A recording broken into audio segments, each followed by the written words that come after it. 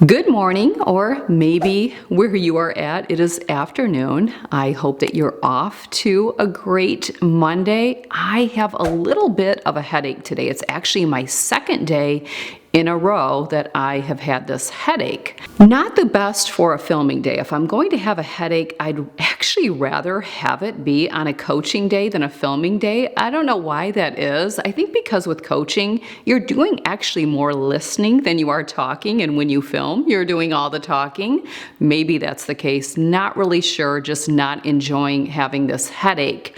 It's not enough for me to take what I would call a sick day. And when you work for yourself, you have a little bit of that freedom and flexibility. But I try to honor my work and working for myself and being the boss and running the show the same as I would if I were employed with someone else. If I wouldn't take a sick day for a headache, if I was employed with someone, I'm not going to take a sick day for the business that I run as well. And that could be a really good tip for some of you watching today.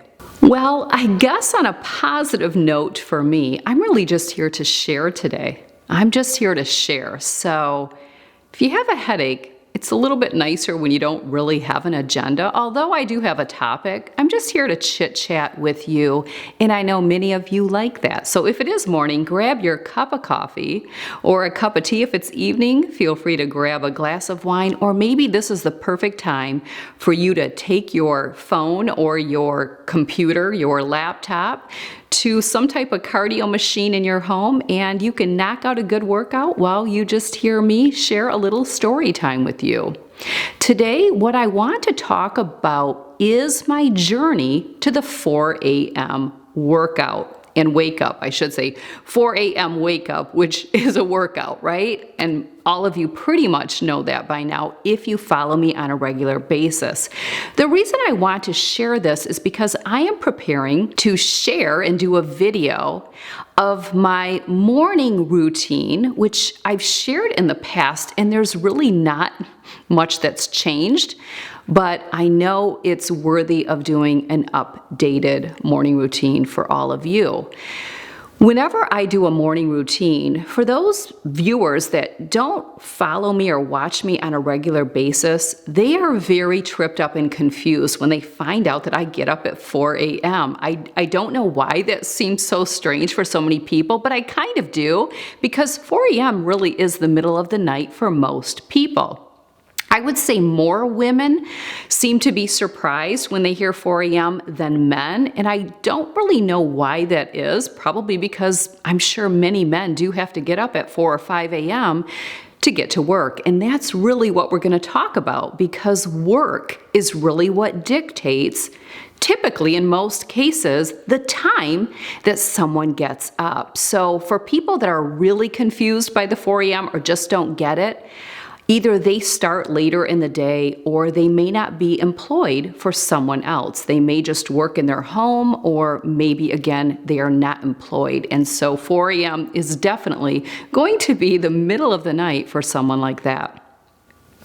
Before we get started, I do want to thank all of you that joined me this past Saturday for my meal planning workshop. That was such a great success, and I know so many of you walked away with so many tools to put in your toolkit. If you missed the meal planning workshop but are interested in purchasing the replay, there will be a link in the description box below today's video where you can take advantage of that. There's a whole replay tab where I have all of the workshops and webinars that I have facilitated, so check that out. I also want to remind you, in 2 more days, Wine Wednesday will be here, and that is where I am inviting you to join me for a ladies' night out at 7 p.m. Eastern Time. If you can't attend the live virtual Wine Wednesday, that's okay. You'll get the recording, but I would love for you to join me. And again, that's in 2 more days. There will be a link down below in the description box to get registered to join me for February's Wine Wednesday. And again, that will be a little ladies' night that I will be hosting every month on the second Wednesday.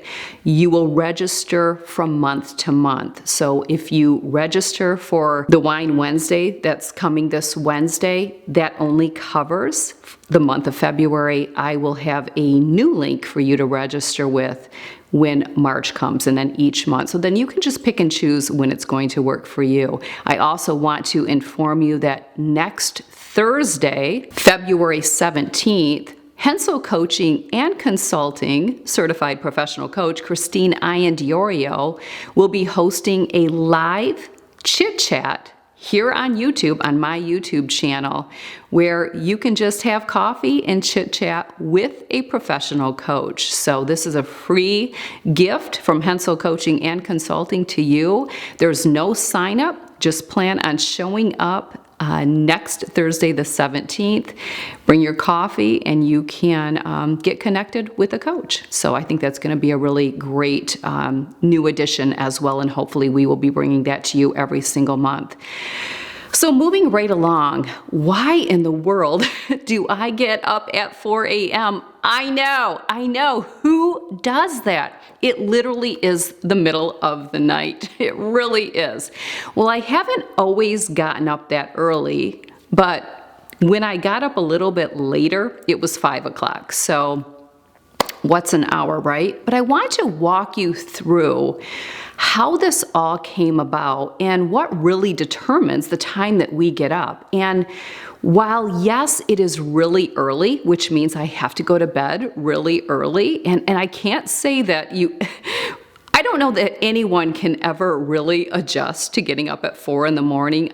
I will never say I've got it down. I do it, but I will never say it's easy. Some days are easier than others. I also know it has been one of the best decisions that I have made as far as living an optimal life, a fulfilling life, and a satisfying life. It's amazing how much a difference the time that you get up can make on the trajectory of your overall day.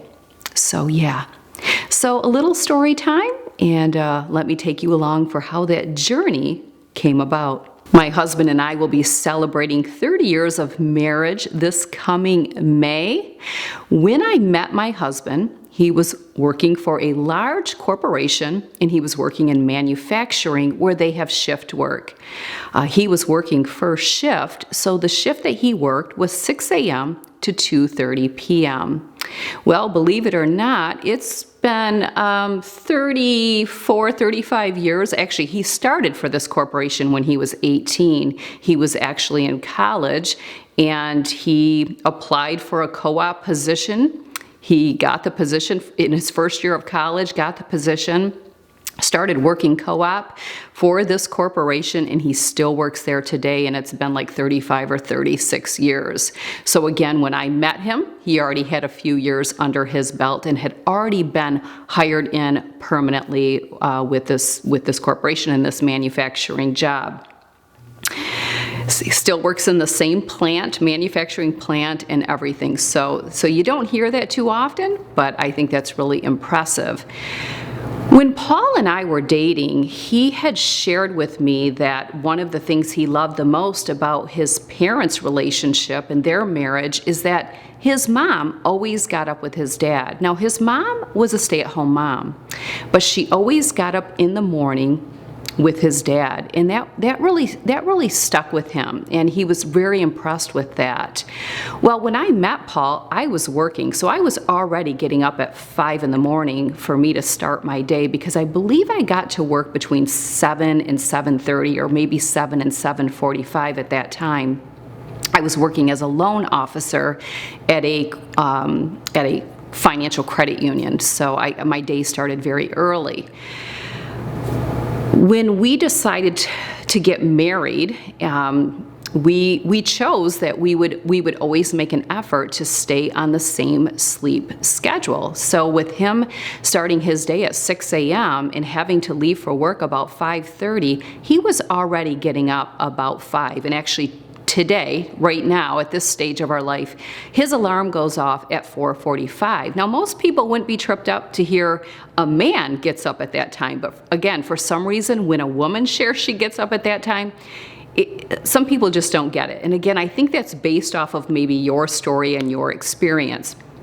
And I am by no means encouraging anyone to get up at 4 a.m. In fact, quite the opposite, although I do believe in the power of getting up early. And I love when a husband and wife choose to be on the same sleep schedule. I think there's a lot of advantages and benefits to that in a relationship.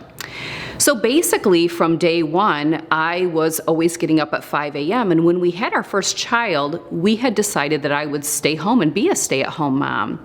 And I can't remember the early stages of that first newborn baby. I'm sure that I did take advantage of sleep when it was possible, because with a newborn, you know what it's like, many sleepless nights.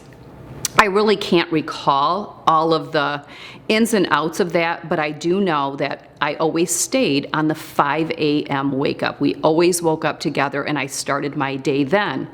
As you know, I have 5 children, 4 of them are adults and out of the home, and we have 1 still in the home who is 16. All while raising my children, I always stayed on that 5 a.m. wake up. And I didn't work out at that time. Okay, I got up and I got myself completely ready and had my time before the kids got up. And boy, did that serve me well. So if I have one tip for any of you mothers that are raising young children, and maybe you are a stay-at-home mom, you're not employed outside of the home, get up and get something done before your children get up. Whether that is your workout, meditation, devotions, sitting with your cup of coffee, whatever you need to do, do it. Try it, because it can make such a difference on your day. There is nothing worse, I feel, than waking up when the kids do. And I know the times that I have, my whole day has been thrown off. So that would be my tip for you. Now, I did not actually start my business until about, I think in 2009, 2010 is when I started my business. And at that time, I still got up at 5 a.m. And I remember we had a silver minivan at the time. And although we don't have a long driveway, I would literally park my van at the end of the driveway, wait for the bus to come so that the kids could get on the bus, the kids that were in school. I did have one at home, and I had someone come to my home and watch her for the few hours that I was out on the road working, but still got up at 5. By 8 a.m. or a little bit before 8, I'm waiting for the bus. The kids would get on the bus, and then I would leave for the day. I would head out, and I would go to my very first client for the day. My very first business, I started out as a health and wellness coach as well as a personal trainer. I didn't personal train in a gym setting. Instead, I went to ladies' homes or offices. A lot of female business owners seeked my services because it was very hard for them to get to the gym. So having someone come to you was perfect. My schedule at that time was I would train my first client, and then I would go to the gym and do my workout. So I typically got to the gym between 9 and 9:30. I would do my workout, and then I would have to be at my next client's house either for an 11 o'clock scheduled training or a 12 o'clock scheduled training. And I typically only did 1 or 2 clients depending on when I got started. And then I came home to start the afternoon and evening process. I would get home between 1 and 1:30, and I would start making dinner for the kids, because when the kids arrived home from school, they like to eat dinner then.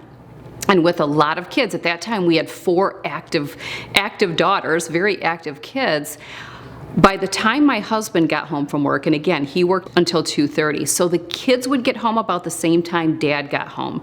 So we ate dinner pretty much between, I'd say, 3 and 4 o'clock, depending on if I had high school and middle school kids or elementary age. And because we had a busy evening with sports and extracurricular activities or youth group, sometimes the middle school and high school kids ate together, and sometimes and the elementary kids had to eat a little bit later.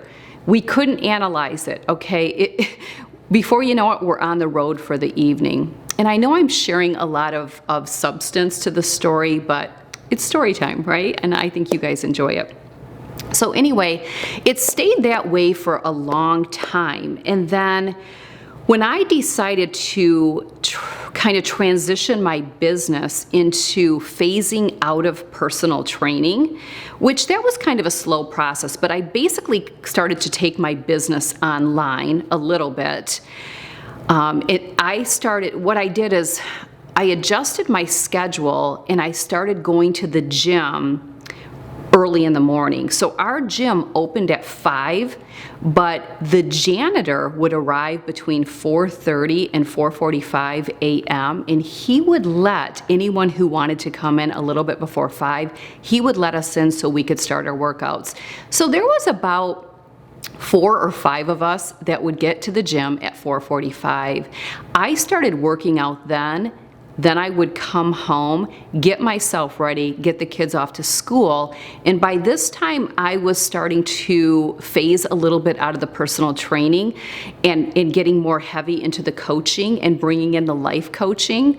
And I was working more in the home. I wasn't going out as often because, again, I was trying to lessen my load. I was finding that I didn't really like leaving the home. I kind of liked being in the home. And although at that time, when I did do coaching, I was meeting people in person, I was writing a lot of diets and writing a lot of programs at that time. So a lot of my grunt work was at home. And then eventually I was starting the blog, and then I was starting YouTube and all of this. So my business was going through a growth process, which was really nice.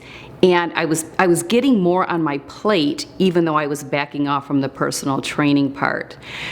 So my schedule had to change a little. So at that time, and I would say this was, if my oldest graduated in 2011, and that is the year that I got on Snapchat. And if you guys were following me way back in 2011 on Snapchat, I used to Snapchat from the gym when I would go in for that 4:45 a.m. workout. So if you remember me going to the gym that early and sharing it on Snapchat, you've been with me a long time, because that's been 11 years now, 11 years that I've been doing this. So I would say about 11 years ago is when I started getting up earlier. I would say it was probably closer to 4:15 and 4:30 so that I could be to the gym for 4:45. At some point I decided I just need to do my workouts from home. It's going to serve me better because I can save that time. And that's when I started getting up at 4 a.m. And I want to say that probably took place in about 2014, 2015 maybe. I don't know exactly when, but that is when I bumped up to the 4 a.m. wake up. And then my 4 a.m. is my workout time. I wake up, I immediately get my workout clothes on, which are sitting out and ready for me. And when I do my morning routine, you will get to see all of this. But I get up and I knock my workout out of the way first thing in the morning. Typically, I am done with my workout. I'm typically upstairs because I work out in the basement. By 6 o'clock, I make my breakfast. I typically get in the shower anywhere between 6 and 6:30 unless my first coaching client is at 7 a.m. If my first client is at 7 a.m., 2 days a week, I open my coaching calendar for a 7 a.m. block if someone wants it. If my first client is at 7 a.m., I will either do a shorter workout that day or I will take that as my rest day. But if my first client is not until 8 or any other time, again, still get up at 4. Typically by 6, I'm up making my post-workout breakfast. I'll share all of this in the morning routine. I get in the shower between 6 and 6:30. If my clients are on Zoom, I may put myself slightly together, just curl some lashes, touch up my hair a little bit. Don't get to this capacity at all for coaching days. And that's really the whole process. So to understand the 4 a.m., you have to understand people's work schedule. for me to start my day, and literally between 6:30 and 7, regardless, I'm starting my work day. So if you had to start your work day and be to work between 6:30 and 7, just like my husband has to be to work at 6, your wake up time would dictate that. And I think it's really important for me to share that so people understand it. I don't know if you guys know Robin Meade. She is a news anchor on, is it HSN or HLN? I don't remember the show, but I've always loved Robin. I don't watch her anymore. I do follow her on Instagram, but she starts the news, I think at 5 or 6 in the morning, and I remember one time her sharing that she gets up at 3:30, and I was not the least bit tripped up by that because I knew what time she had to be on air, right? And she has to be in hair and makeup. So she doesn't really choose to be up at 3:30, which she kind of does if she's choosing the profession she is. It's her job dictates the time she gets up, just like my husband getting up at 4:45. He probably won't do that when he's retired, and I won't get up at 4 a.m. when I'm retired, but our jobs dictate our wake-up time. Now, for many people, their wake-up time may be more like 6 a.m. because they start their work day later, or maybe you don't work out first thing in the morning. Maybe you work out after work, or maybe you don't work out at all. But that is how we determine the time that we want to wake up, so I wanted to share that today. I've done this for, again, we will be married 30 years in May. We go to bed together, we get up together. My goal is to be in bed at 7 with my phone and my laptop and do whatever it is I choose to do. And then I honor lights out at 8. I've had people ask me, how did you do that with raising kids?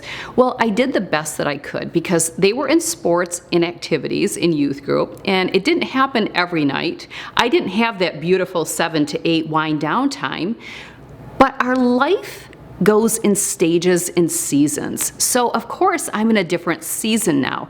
I don't have anyone dependent on me, okay? And my 16-year-old, I don't need to worry about what she's doing after 7, 8 o'clock. She doesn't want to hang out with me. Clearly, if you have a 16-year-old, you know that your 16-year-old is not wanting to hang out with you at 7, 8 o'clock. So for the most part, yeah, I would say 6 out of 7 days per week, I can say that I'm in my bed for 7, sometimes earlier, sometimes 6:30, and it's lights out at 8, and sometimes I'm just so done because I get up so early and I crank so hard, and I love that, no shame in that, that sometimes at 7:30 I go down. So, but it's all dictated on that work schedule. When we had the kids all active in the home, it was much harder. Again, I did the best that I could. Again, for many of those years, I was getting up at 5, so I was probably going to bed more like at 9, maybe even 10, and I don't think I was putting in as many sleep hours as I do now because of that season of life. So look at your season of life, but get on a really good schedule, have a really good morning routine and a really good sleep routine. Make sure that your sleep hygiene is really good. And I just can't tell you the power in getting up early and doing whatever it is that you need to do to get on with your day. If you're retired, you and your husband are retired, and you're in a different season, enjoy. That's beautiful. I look forward to being there someday. I do think I will still have a wake-up time.